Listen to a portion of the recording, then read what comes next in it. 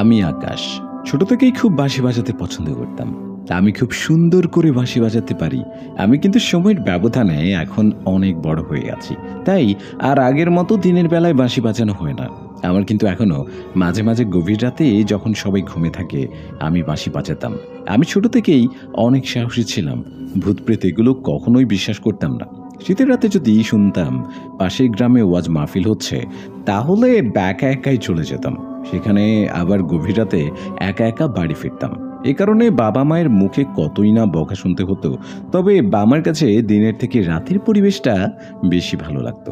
তেমনি একদিন রাতে আমার ঘুম আসছে না, তাই বাঁশিটা হাতে নিয়ে আমি আমার রুমের বারান্দায় চলে আসি। আমাদের বাড়িতে দুইটা শোয়ার রুম ছিল। একটাতে বাবা মাকে নিয়ে থাকতো, আর একটাতে আমি আমার ছোট ভাইকে নিয়ে থাকতাম।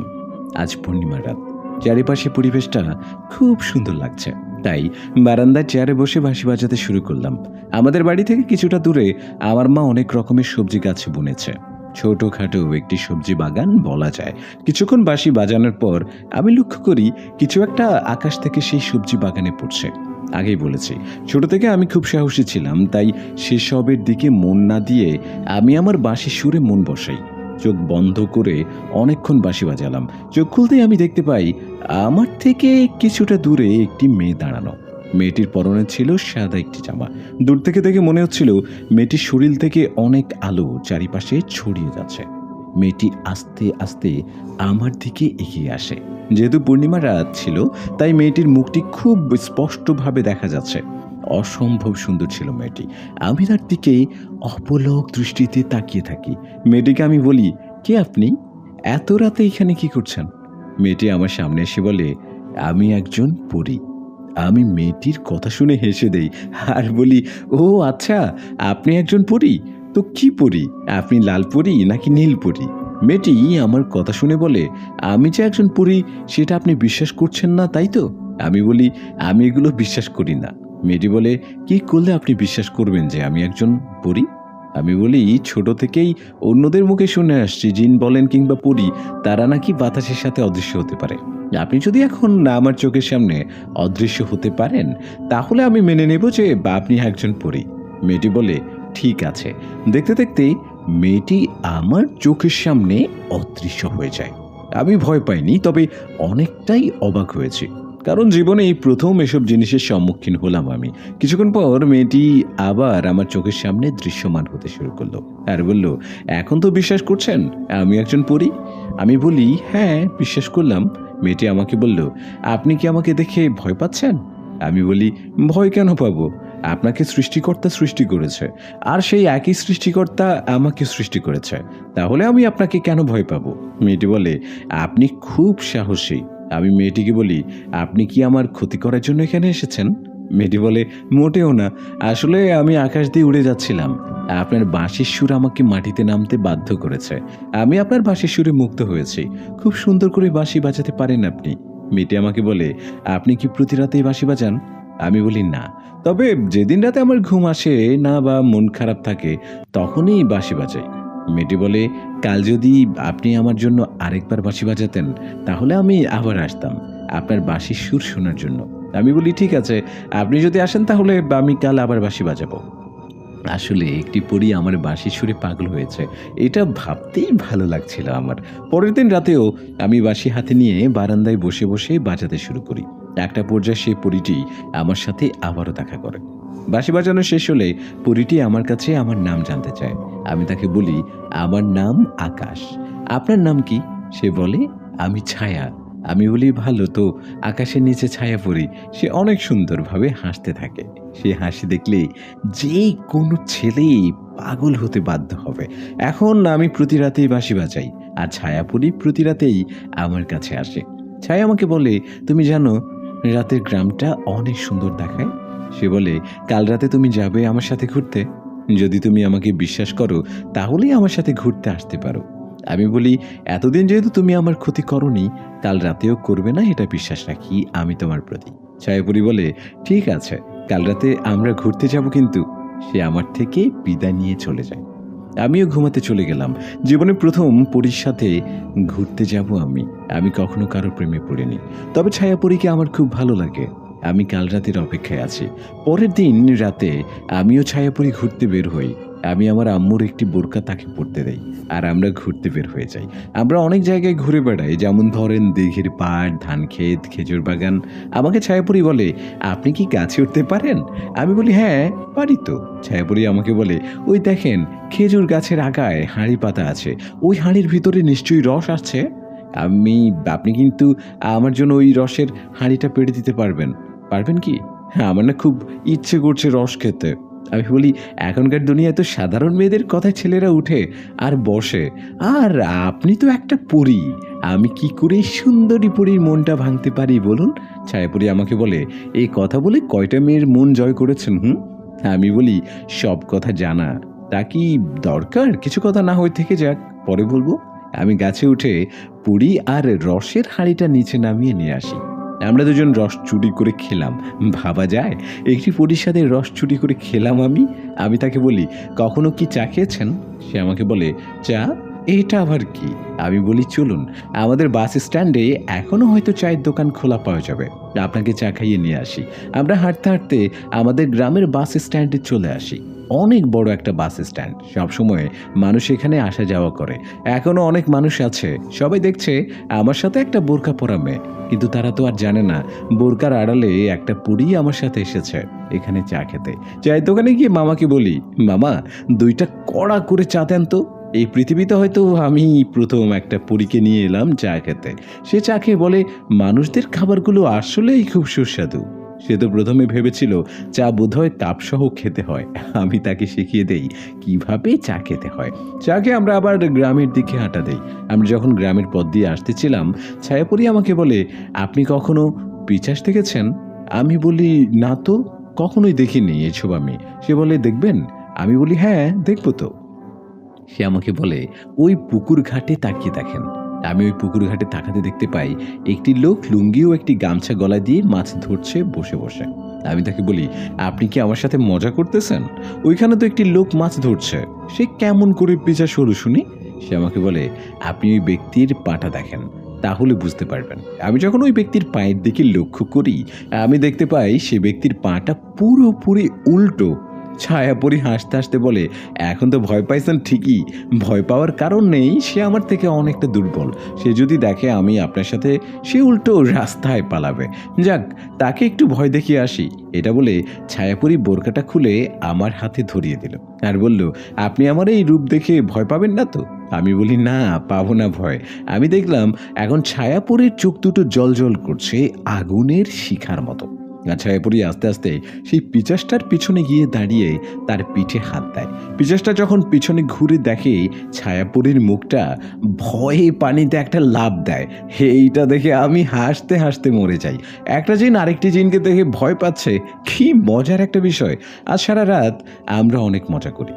ভোরের আগে ছায়াপুরি আমাকে বাড়িতে পৌঁছে দেয় আর বলে, তুমি তো তোমার দুনিয়ার অনেক খাবার আমাকে খাওয়ালে, কিছুদিন পর আমার বোনের বিয়ে, তুমি কি আসবে আমার সাথে আমাদের দুনিয়াতে?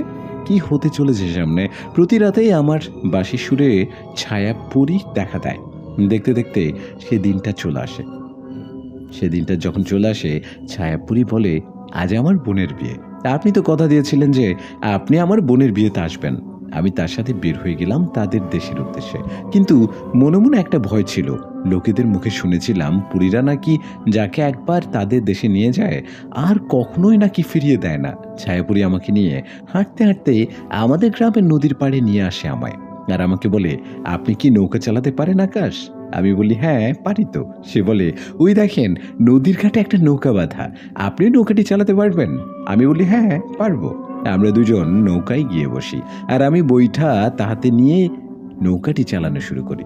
চাঁদের আলোতে অন্ধকারের খেলা, মাঝে আমি সাথে পড়ি, দেব আমি 7 সাগর পাড়ি। কিছুটা দূর যাওয়ার পরে ছায়াপুরি আমাকে বলে, এখন বৈঠাটা নৌকায় তুলে নেন। আমি তাকে বলি, বৈঠাটা তুলে নিলে নৌকাটা চলবে কি করে শুনি? ছায়াপুরি বলে, এখন এই নৌকাটা নিজে থেকে চলবে, আপনি শুধু আপনার চোখ দুটো বন্ধ করে ফেলেন। আমি বলি, কেন আমার চোখ বন্ধ করতে হবে? ছায়াপরি আমাকে এখন এই নৌকাটা এত গতিতে যাবে যেটা দেখলে আপনি ভয় পেতে পারেন। আমি তার কথা মতো চোখ দুটো বন্ধ করে ফেলি। আমি অনুভব করতে পারছিলাম নৌকাটা অনেক গতিতে সামনের দিকে এগিয়ে যাচ্ছে। একটা সময় ছায়াপরি আমাকে বলে, এখন চোখটা খুলেন। আমি চোখ দুটো খুলে ফেলি। আমরা একটি ফুলের বাগানের সামনে, দেখি এখানেই, কিন্তু এই ফুল ও ফুল গাছগুলো এত বড় কেন? আমি ভয় পেয়ে যাই। আমরা কি ছোট হয়ে গেলাম? ছায়াপরি আমাকে বলে, না, আমরা ছোট হইনি। এটা আমাদের জগৎ। এখানে এমন অনেক কিছু আছে যেটা দেখলে আপনি অবাক হতে বাধ্য হবেন। আমরা বাগানের ভিতর দিয়ে হাঁটা শুরু করি। আমি দূর থেকে শুনতে পাচ্ছিলাম ঢোল, বাঁশি ও অন্যান্য বাদ্য বাজানোর শব্দ। কিছুটা দূর এগিয়ে গিয়ে দেখি একটি বিয়ের আয়োজন করা হয়েছে। কিন্তু আমি খুব অবাক হই এটা দেখে যে বিয়ের আয়োজনটা মাটিতে না, মাটি থেকে অনেক উপরে করা হয়েছে। সব কিছুই যেন হাওয়ায় ভাসছে। অনেকে এখানে উপস্থিত আছে, তারা দেখতে সাধারণ মানুষের মতোই ছিল। তারাও উপরে হাওয়ার সাথে ভাসছে। ছায়াপরি আমাকে বলে, তুমি একটু এখানে দাঁড়াও। সেও সেই আকাশের দিকে উড়াল দিল। আর তার বাবা মাকে সেখান থেকে ডেকে নিয়ে এলো আমার কাছে। তার মা আমার কাছে এসে আমার মাথায় হাত দিয়ে বলল, বাবা, তোমার কথা আমি অনেক শুনেছি।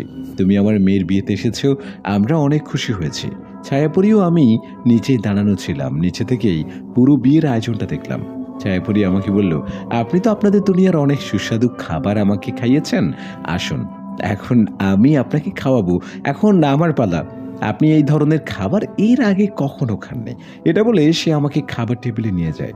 আমি দেখি পুরো টেবিলটাই খাবার দিয়ে সাজানো। অনেক ধরনের ফল, যেগুলোর নাম আমি জানি না, এর আগে কখনো দেখিও নি। কিছু ধরনের মাছ রান্না করা আছে, যেগুলো আমি এই প্রথম দেখলাম। আমি ছায়াপরীকে প্রশ্ন করি, এই মাছগুলোর নাম কি? আমাদের দুনিয়ায় তো এই মাছগুলো পাওয়া যায় না। ছায়াপরী হাসতে হাসতে বলে, আমাদের জগতেও চা পাওয়া যায় না, কিন্তু আপনি খেয়ে দেখুন কেমন লাগে। আমি বিসমিল্লাহ বলে সবগুলো খাবার অল্প অল্প করে খেয়ে নেই। এত সুস্বাদু খাবার এর আগে আমি কখনো খাইনি। খাওয়া দাওয়া শেষ, বিয়েটাও এখন শেষ হয়ে গেছে, কিন্তু মনে একটা ভয় জেগে উঠল। ছায়াপরি কি আমার দুনিয়ায় আমাকে আবার ফিরিয়ে দেবে, নাকি তাদের দুনিয়ায় আমাকে চিরকালের জন্য রেখে দেবে? ছায়াপরি আমাকে বলে, চলেন আপনাকে এখন আপনাদের দুনিয়ায় ফিরিয়ে দিয়ে আসি। আমি তাকে বলি, আমি তো শুনেছি পরীরা যাদের একবার তাদের দুনিয়া নিয়ে আসে, তাদের আর কখনোই তাদের দুনিয়ায় ফিরিয়ে দিয়ে আসে না। ছায়াপরি আমাকে বলে, হ্যাঁ, আমি আপনাকে পছন্দ করি, এটা তো সত্য। তবে শুধু এই একটা কারণের জন্য আমি আপনার বাবা মায়ের থেকে আলাদা করতে পারি। আমি অতটাও খারাপ না। আর আমার যখন আপনাকে দেখতে মনে চাইবে, আমি আপনার সাথে দেখা করতে আসব।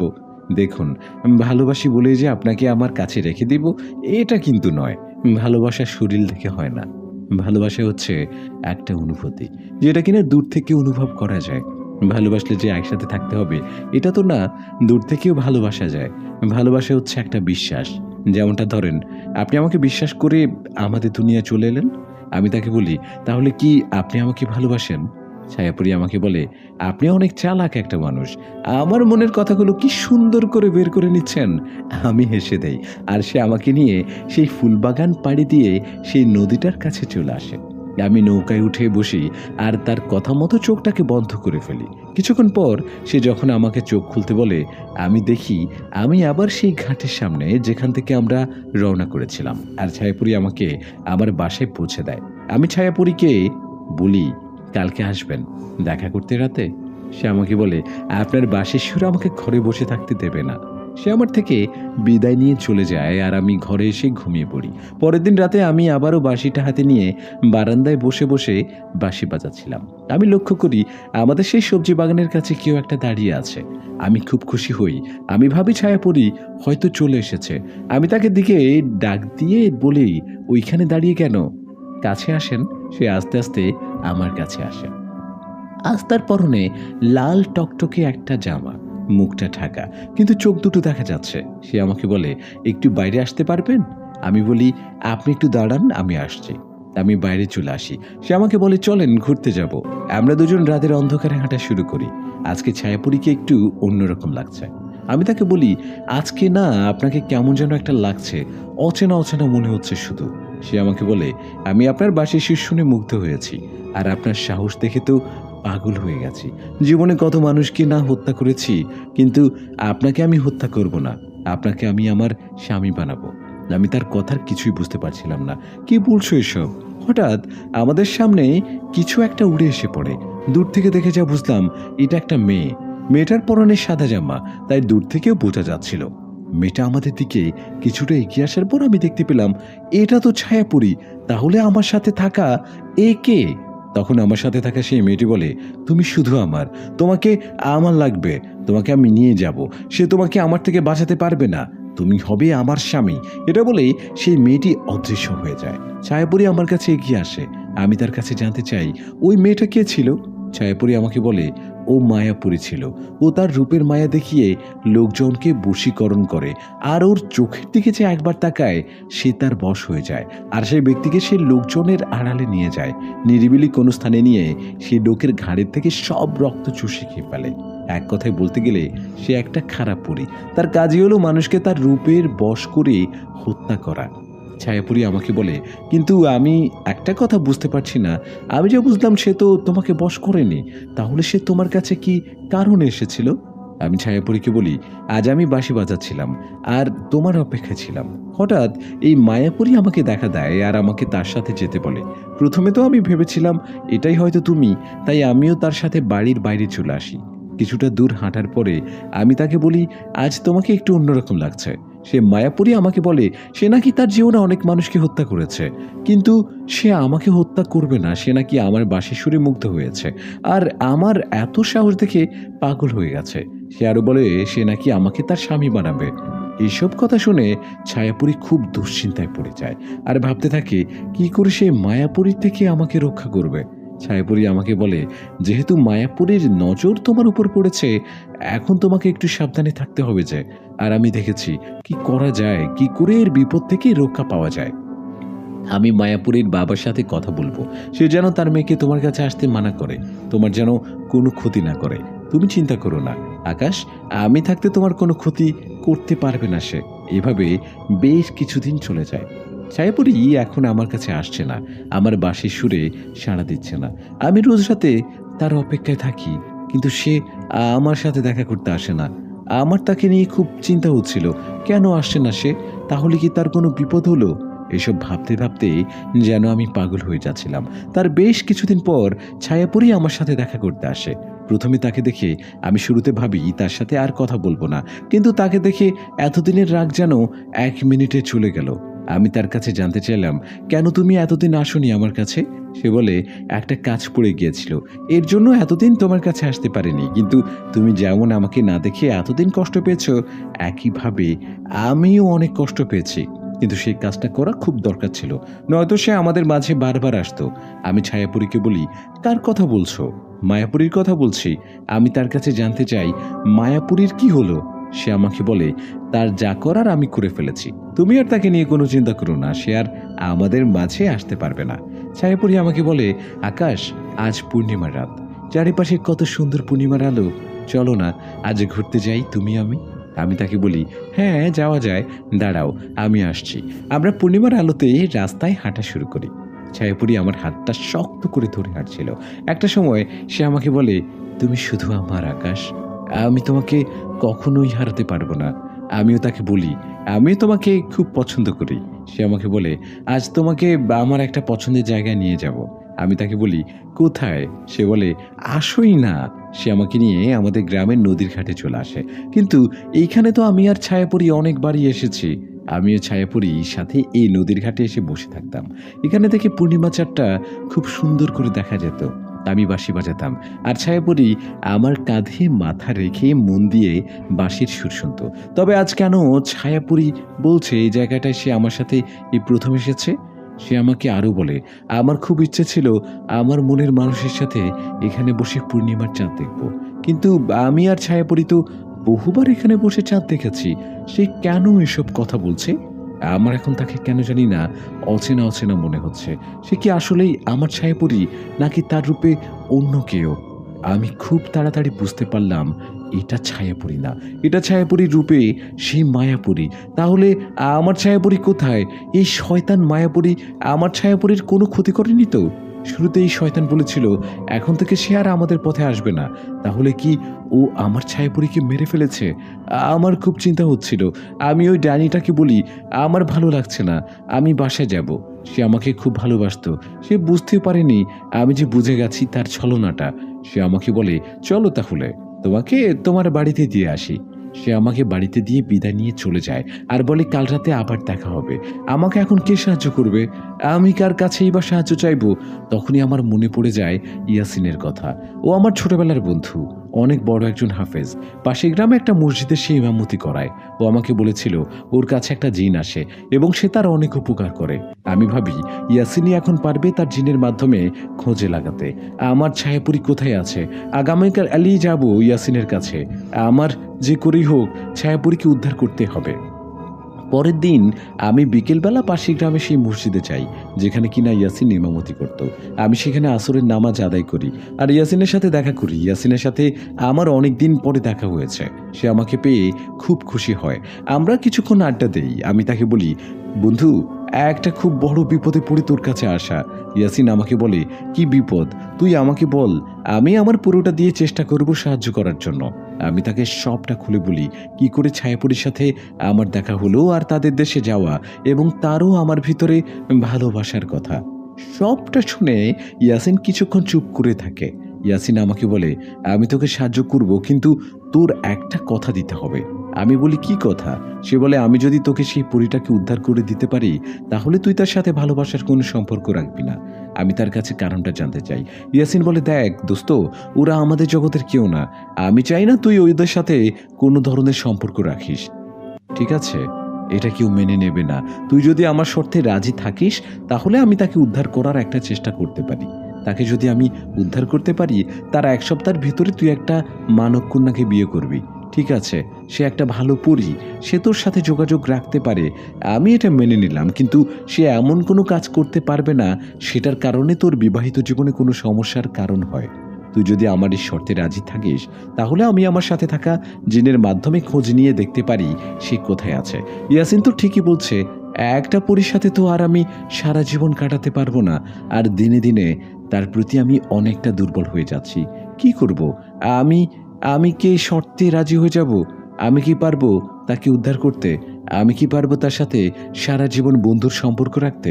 আমি কি পারবো তার প্রতি যে ভালোবাসাটা এসেছে আমার, সেটা অন্য কোনো মেয়েকে দিতে? আমি ইয়াসিনকে বলি, তুই যা বলবি আমি সব শুনবো। তোর সব শর্তে আমি রাজি বন্ধু, তবে যেভাবেই হোক তাকে বাঁচাতে হবে। তুই আমাকে সাহায্য কর। ইয়াসিন আমাকে বলে, ঠিক আছে, আজ তোকে আর বাড়িতে যেতে হবে না। তুই খালাকে ফোন দিয়ে বলে দে তুই আমার সাথে আমার বাড়িতে থাকবি। ইয়াসিনের বিয়ে হয়নি আর ওর বাবা মা আমাকে খুব আদর করে। আমি ইয়াসিনের সাথে তার বাড়িতে চলে যাই আর আমার বাবাকে ফোন দিয়ে বলে দেই আজ আমি ইয়াসিনের সাথে থাকবো। আমার বাবা মা ইয়াসিনকে চিনত আর তারা তাকে অনেক সম্মান করত, কারণ সে মন থেকে ইসলামের পথটা বেছে নিয়েছে। ইয়াসিনের সাথে যে একটা জিন আছে এটা শুধু আমি জানতাম, কারণ আমি ছিলাম তার বেস্ট ফ্রেন্ড। এই ব্যাপারটা তার বাবা মাও জানতো না।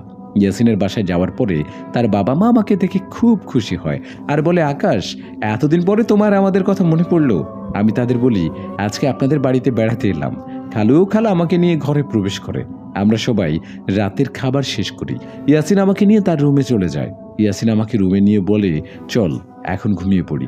আমি তোকে রাত 2টার দিকে ডাক দিব তাহাজ্জুদের নামাজ পড়ার জন্য। আমরা নামাজ শেষ করে আমি কোরআন শরীফ নিয়ে বসে পড়ব। কিছুক্ষণ কোরআন শরীফ পড়ার পরে এটি লক্ষ্য করি আমাদের পেছনে কেউ একজন এসেছে। তবে কি তাকে দেখে ভয় পাস না, সে আমাদেরকে একটা সালাম দেবে আর আমার সাথে কথা বলতে শুরু করবে। তার নাম হচ্ছে ইউসুফ। সে খুব শক্তিশালী একজন জিন আর আমার খুব ভালো বন্ধু। সে খুব ইমানদার একজন ব্যক্তি। আমরা তার কাছে সাহায্য চাইব ছায়াপুরীকে উদ্ধার করার জন্য। দেখবি সে আমাদের অবশ্যই সাহায্য করবে। আমি আর ইয়াসিন ঘুমিয়ে পড়ি। 2টার দিকে ইয়াসিন আমাকে ঘুম থেকে তুলে। আমরা একসাথে তাহাজ্জুদের নামাজ আদায় করি। নামাজ শেষে ইয়াসিন কোরআন তিলাওয়াত করা শুরু করে। তার আধ ঘন্টা পর আমাদের পেছন থেকে কেউ একজন সালাম দেয়। ইয়াসিন সালামের উত্তর নেয়। আমি তখন মাথা ঘুরিয়ে দেখার চেষ্টা করি না পিছনে কে এসেছে, কারণ ইয়াসিন সাথে সাথে পিছনে ঘুরতে মানা করেছে। কিছুক্ষণ পর আমি আর ইয়াসিন পেছনে ঘুরি। আমি দেখতে পাই একটা লোক যার পরনে সাদা পাঞ্জাবি আর মুখে একটা মায়াবী হাসি, আর তার চোখে লম্বা করে সুরমা দেওয়া, আর তার শরীর থেকে একটা খুব মিষ্টি আতরের ঘ্রাণ পুরো ঘরে ছড়িয়ে পড়েছে। এত সুন্দর আতরের ঘ্রাণ এর আগে আমি কখনো কারো শরীর থেকে পাইনি। সে ইয়াসিনের কাছে খুব মিষ্টি কণ্ঠে জানতে চায়, ইয়াসিন, এই ব্যক্তিটা কে? ইয়াসিন তাকে বলে, এ আমার ছোটবেলার বন্ধু আর আপনার কাছে একটা সাহায্যের জন্য এসেছে। ইউসুফ জিন বলে, আমি সাহায্য করার কেউ না, উপরওয়ালাই তাকে সাহায্য করবে, তবে আমি তার উসিলা হতে পারি। ভাইজান, আপনি সবটা আমাকে খুলে বলেন। আমি তাকে সব কিছু খুলে বলি। সবটা শুনে ইউসুফ জিন আমাকে বলে, ঠিক আছে, আপনি একটা কাজ করবেন। আগামীকাল যখন সে পরীটি আপনার সাথে দেখা করতে আসবে, তখন আপনি তাকে বলবেন, চলো একটু ঘুরতে যাই, আর তাকে নিয়ে আপনাদের গ্রামের দক্ষিণে যে আম বাগানটা আছে সেই আম বাগানে নিয়ে আসবেন। সেই আম বাগানের চারিপাশে ইয়াসিনের সাহায্যে আমি বন্দি করে দিব। সে সেখানে একবার প্রবেশ করলে আর বের হতে পারবে না। তখন আমি আমার আরও 4 জন জিন সাথীকে নিয়ে ওই পরীটাকে বন্দি করে ফেলবো আর তাকে বাধ্য করব সত্যটা বলার জন্য। আপনি চিন্তা করবেন না, ইনশাআল্লাহ সব কিছু ঠিক হয়ে যাবে। ইউসুফ জিন আমাদের 2 জনের থেকে বিদায় নিয়ে সেখান থেকে চলে যায়। ইয়াসিন আমায় বলে, তুই চিন্তা করিস না, আগামীকালই আমরা সব সত্যটা জানতে পারবো।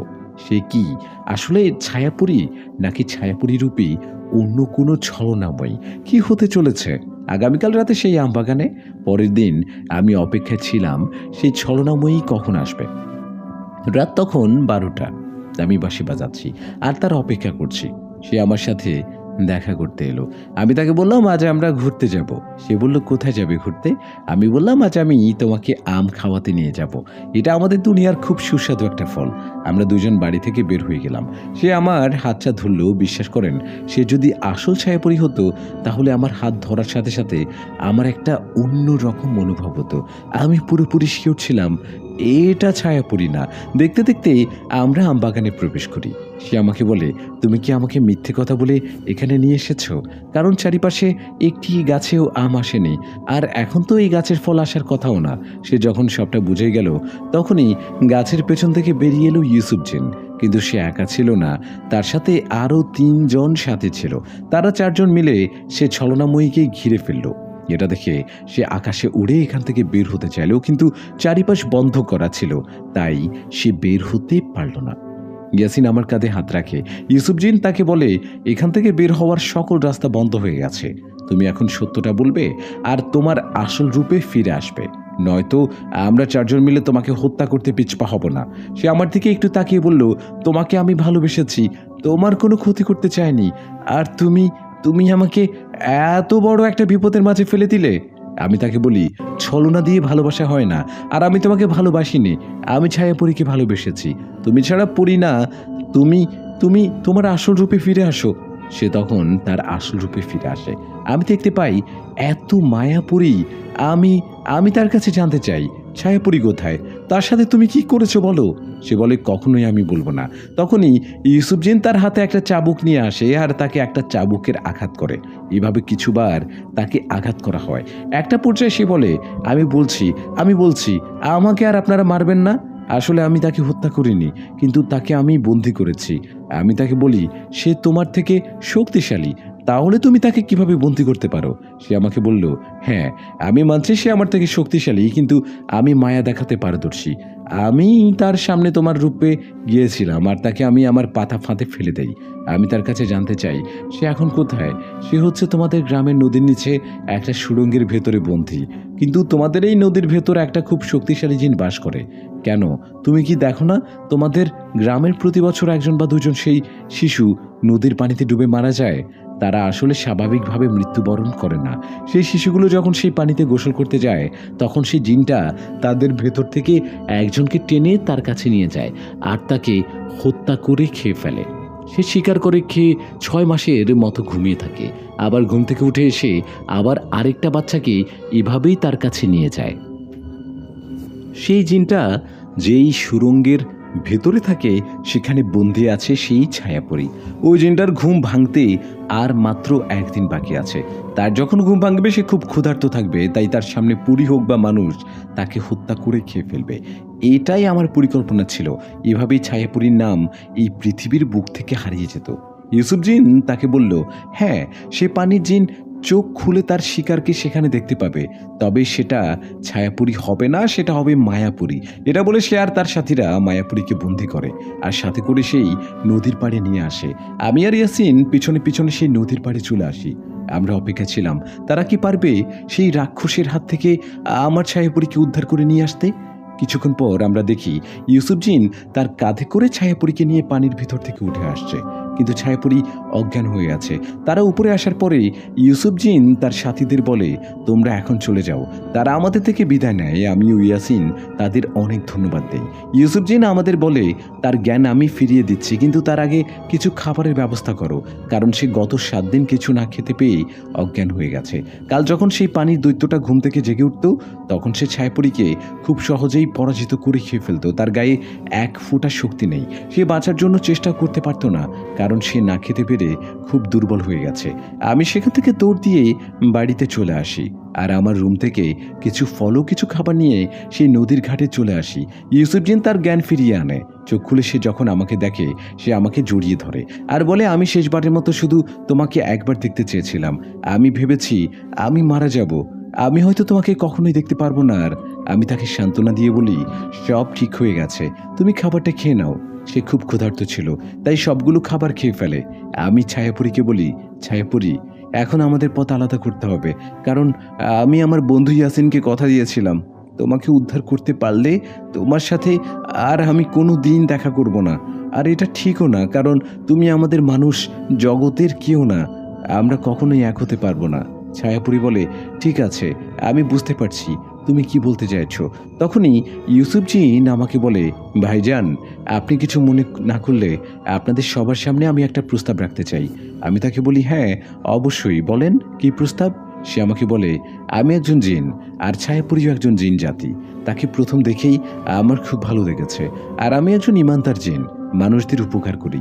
আপনি যদি কিছু মনে না করেন, তাহলে আমি ছায়াপরীকে বিয়ে করতে চাই, আর আমরা দুজন একসাথে মানুষদের উপকার করব সব সময়। আমি তাকে বলি, দাঁড়ান, আগে আমি ছায়াপরীর সাথে একটু কথা বলে নেই।